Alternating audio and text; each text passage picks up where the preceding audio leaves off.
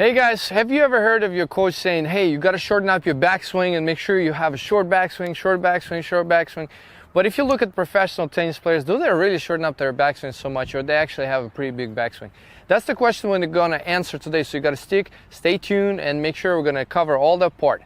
So in a few seconds, you'll see a slow motion on the forehand that has really short backswing and the regular forehand with a lot bigger backswing. You will tell me which one you like better. I'm pretty sure you're gonna choose the one that has a bigger backswing. And why? Because it looks more natural, you get more power, the racket at speed is faster, and your body transfer is better. So now, do you really take the short backswing or not? So a lot of people, when they focus on the short backswing, this is what happens. When they get set up, they have the racket in front, they're completely open, they're not moving their feet enough, and they're just staying completely open to their opponent. And then they push the ball on the other side. And if they try to get power on their shots, they muscle the ball and make a lot of mistakes, or they still cannot pass the service line. So now, really, you shouldn't focus on getting the short backswing. Of course, if your backswing is too big and it passes the line behind you and it goes across your body, that's also bad. But if you look at the pros, they have a pretty big backswing. That's how they generate a lot of power. So now, how do you hit a forehand then? How do you get your backswing? What is supposed to look like? So for you, really, you should be focusing more on preparation, getting your shoulders sideways, and make sure you're getting your rotation before you hit the ball. So you get your unit turn. As soon as you get the unit turn and you coil your body, then you'll be able to uncoil and generate a lot of power. That's what you should be focusing on, not thinking about just literally taking your racket back and keeping it next to your body. So this is what it's supposed to look like. When you get set up, you're turning sideways and your racket is back here. You see, if you just do the same motion right here without turning, you see how short the backswing looks? Now, if you turn your body, all of a sudden it looks a lot bigger. So now I'll show you another example. All right, hold on.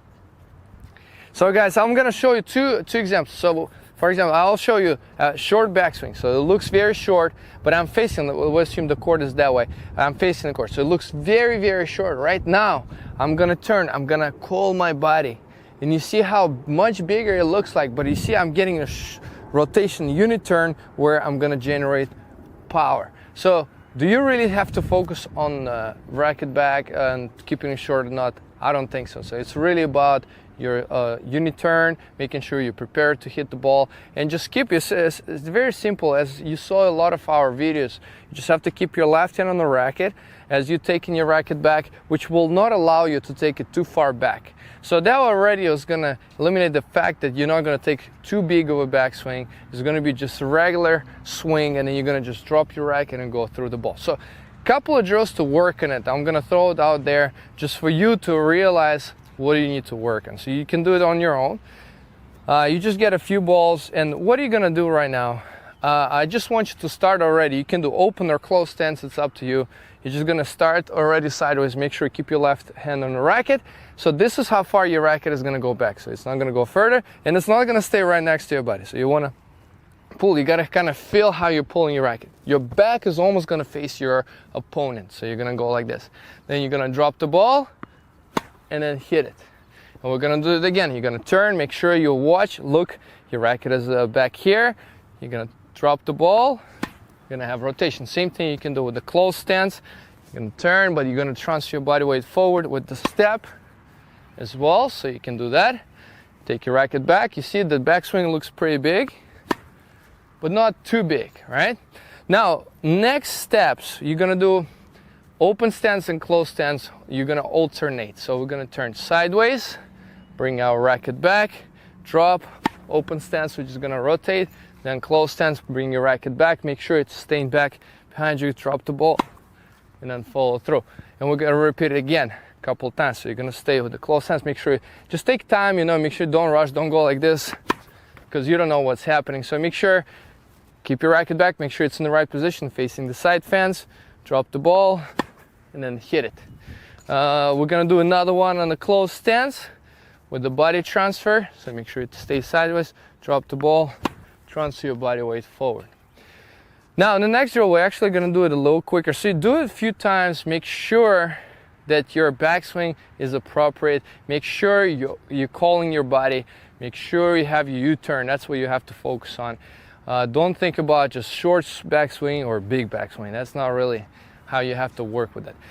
So next drill, we're gonna actually start facing the net. We're gonna do split step, turn sideways, drop the ball, hit it. So you see it now, we gotta really focus on rotating our body when we hit. That's where the power comes from. See, that's where when we uncall our body, we get so much power, we get so much control, but at the same time, it looks more natural. As you look back and you saw those slow motions, you can see which one look a lot more natural, where the power comes out of the racket. So those simple drills can help you out so much to just get an idea of what do you really have to focus on when you think about the backswing.